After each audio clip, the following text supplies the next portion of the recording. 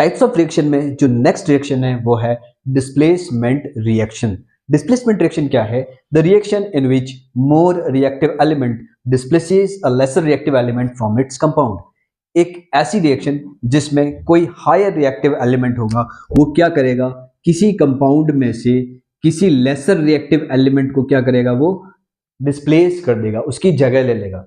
तो यहाँ पे ये रिएक्शन तभी पॉसिबल है जब इस कंपाउंड में कोई एक ऐसा एलिमेंट हो जो इस एलिमेंट से लेसर रिएक्टिव हो, तभी क्या हो पाएगी, ये डिस्प्लेसमेंट रिएक्शन हो पाएगी। ऑलवेज क्या होगा, हायर रिएक्टिव एलिमेंट होगा, वो किसी कंपाउंड के लेसर रिएक्टिव एलिमेंट, कंपैरिजन इन दोनों में से, मतलब इससे क्या होना चाहिए, वो लेसर रिएक्टिव होना चाहिए, उसको क्या कर देगा, वो उसके प्लेस से डिस्प्लेस कर देगा। तो यहां देखिएगा ए ने क्या किया, बी को डिस्प्लेस कर दिया, बी बाहर आ गया और ए सी के साथ कंपाउंड बना लिया।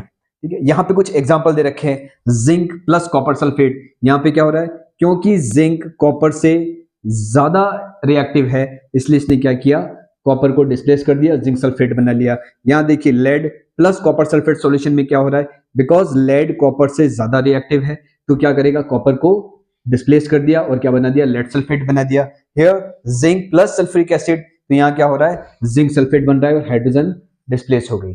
ठीक है, अब ये किस बेस पे हो रहा है, एज आई टोल्ड कि रिएक्टिविटी के बेस पे हो रहा है कि जो हायर रिएक्टिव एलिमेंट होगा वो क्या करेगा, लेसर रिएक्टिव एलिमेंट को उसके कंपाउंड से डिस्प्लेस कर देगा। तो हमें ये भी जानना जरूरी है कि कौन सा एलिमेंट ज्यादा रिएक्टिव है और कौन सा कम रिएक्टिव है। तो इसके लिए एक रिएक्टिविटी सीरीज है जो आपको पता होनी चाहिए, क्योंकि ये फर्स्ट चैप्टर के अलावा वो आगे आपके जो चैप्टर्स आ रहे हैं केमिस्ट्री में वहां पर भी इसका यूज होगा, तो इसलिए हमें ये लर्न करना जरूरी है। तो आइए देखते हैं reactivity. So here is a reactivity series, potassium, sodium, calcium, magnesium, aluminium, zinc, ferrous, lead, hydrogen, copper, mercury, silver and gold.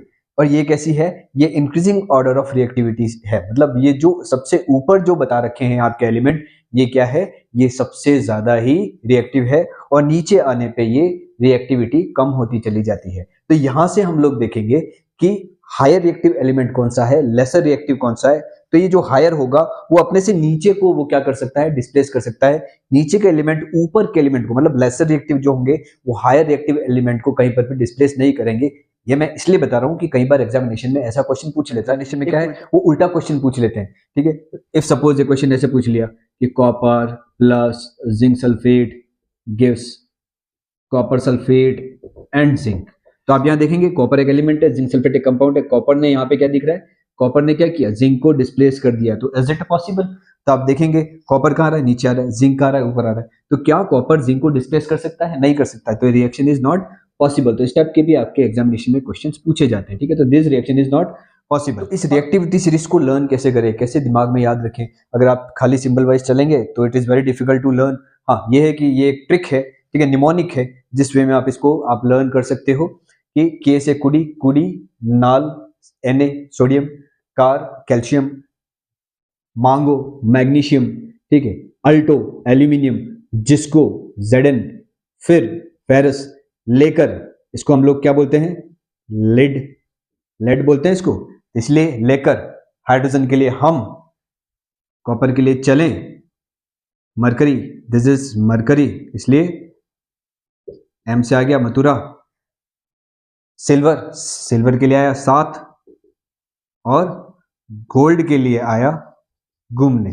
तो कुड़ी नाल कार मांगो अल्टो, जिसको फिर लेकर हम चले मथुरा साथ घूमने। ये निमोनिक बना रखा है पहले से ही, और ये सबसे अच्छा है, सबसे इजी वे में लर्न करने की चीज है। आप अच्छे से तैयार भी कर लोगे, आपको पता भी चल जाएगा कि ये कौन सा है। तो कुड़ी नाल कार मांगो अल्टो, जिसको फिर लेकर हम चले मथुरा साथ घूमने, यही आप एक सीक्वेंस है, इसको याद रखना। और उसके हिसाब से आप क्या याद कर लेना, उसके हिसाब से आप एलिमेंट के सिंबल याद कर लेना, जिससे आपको पता चल जाएगा रिएक्टिविटी सीरीज आपके एग्जामिनेशन में आई तो आप कहीं रफ वगैरह बना के आप कर सकते हो। ठीक है, अब एक और एग्जांपल है डिस्प्लेसमेंट रिएक्शन का, फेरस प्लस कॉपर सल्फेट। ये आपके एक्टिविटी में दे रखा है कि क्या दे रखी है, आयरन की एक नेल, जो 2-3 नेल दे रखी है, उस नेल को क्या करेंगे, कॉपर सल्फेट सॉल्यूशन में। कॉपर सल्फेट सॉल्यूशन को क्या कहते हैं, ब्लू विट्रियोल कहा जाता है, क्योंकि इसका कलर जो होता है वो डीप ब्लू कलर होता है।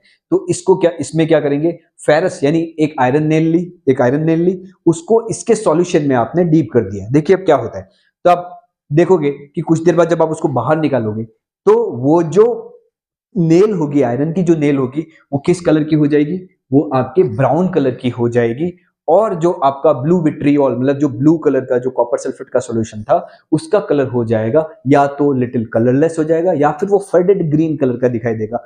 Why does it happen? क्यों होता है ये? तो ये होता है डिस्प्लेसमेंट रिएक्शन यहाँ हो गई है। जो आपका फेरस है यानी जो आयरन नेल है वो किससे ज्यादा? कॉपर से ज्यादा। देखिए आयरन यहाँ आ रहा है रिएक्टिविटी सीरीज में और कॉपर यहाँ आ रहा है, तो ये क्लियर है कि ये जो आयरन है वो कॉपर से क्या है? ज्यादा रिएक्टिव है, हाई रिएक्टिव है। तो वो क्या करेगा? इसको कॉपर सल्फेट सॉल्यूशन में से कॉपर को क्या कर देगा? डिस्प्लेस कर देगा। तो ये जो आयरन है उसने क्या किया? कहाँ गया वो? कॉपर सल्फेट सॉल्यूशन में से कॉपर को डिस्प्लेस कर दिया। तो वो कॉपर कहाँ जाएगा? वो उस आयरन नेल के ऊपर आ गया, ठीक है, डिपॉजिट हो गया। तो क्योंकि वो आयरन नेल के ऊपर डिपॉजिट हो गया इसलिए अब आयरन नेल का कलर क्या हो गया? उसका कलर अब दिख रहा है ब्राउन। और ये जो कॉपर सल्फेट सॉल्यूशन था जिसका कलर ब्लू था वो कैसा दिख रहा है? फेडेड ग्रीन या कलरलेस दिखेगा, ठीक है। एक और आपके एग्जांपल दे रखा है, एक और आपकी एक्टिविटी दे रखी है जिसमें क्या दे रखा है? जिंक ग्रेन्यूल्स लिए हैं, उसको सल्फ्यूरिक एसिड में डाला हुआ है, ठीक है। जिंक के ग्रेन्यूल, ये बहुत ही इंपॉर्टेंट है, कई बार एग्जामिनेशन में इसके खाली डायग्राम भी आता है और आपको वहां पे एक्स या वाई या कौन सी गैस रिलीज हो रही है, यहाँ क्या डाला है, इस टाइप से आपसे क्वेश्चन पूछा जा सकता है। तो इसमें क्या है कि आपने सल्फ्यूरिक एसिड लिया है टेस्ट ट्यूब में, ठीक है, एक एपरेटस सेट किया उसमें और उसमें सल्फ्यूरिक एसिड उसमें आपने क्या रखा है? उसमें जिंक के ग्रेन्यूल्स डाले। जिंक और सल्फ्यूरिक एसिड की जब रिएक्शन होगी तो क्या होगा? जिंक सल्फेट बनेगा, ठीक है। आप देखिए यहाँ पे जिंक आ रहा है, ऊपर आ रहा है, हाइड्रोजन का आ रहा है नीचे। देखिए तो जिंक क्या करेगा? इस हाइड्रोजन को इसके सॉल्यूशन में से क्या कर रहा है? इसको डिस्प्लेस कर रहा है और डिस्प्लेस करने के बाद क्या बन गया? Zinc sulphate plus hydrogen gas. अब इसमें से ऑब्जर्वेशन है, कई बार एग्जामिनेशन में ये क्वेश्चन आते हैं कि हाइड्रोजन गैस एक्स या वाई लिख दिया या एक कलरलेस गैस है, एक ऑर्डरलेस गैस रिलीज हुई, तो कलरलेस ऑर्डरलेस गैस आई तो आपको क्या लिखना है? वो हाइड्रोजन गैस है, ठीक है।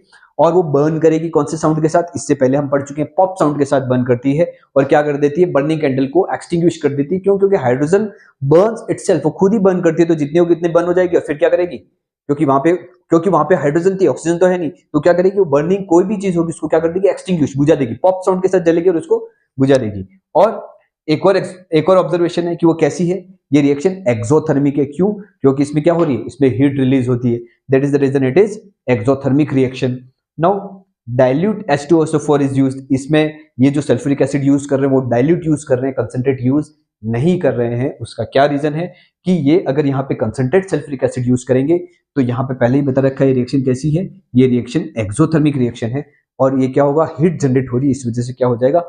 आग लगने का खतरा रहता है। दैट इज द रीजन हम यहाँ क्या करते हैं? हम कंसंट्रेट H2SO4 का यूज नहीं करके हम लोग क्या यूज कर रहे हैं? डाइल्यूट सल्फ्यूरिक एसिड का यूज करते हैं। Dilute sulphuric acid used as the reaction is exothermic and using concentrate H2SO4 leads to fire. तो I hope this is very much clear to you. अब हम नेक्स्ट चलते हैं डबल डिस्प्लेसमेंट रिएक्शन।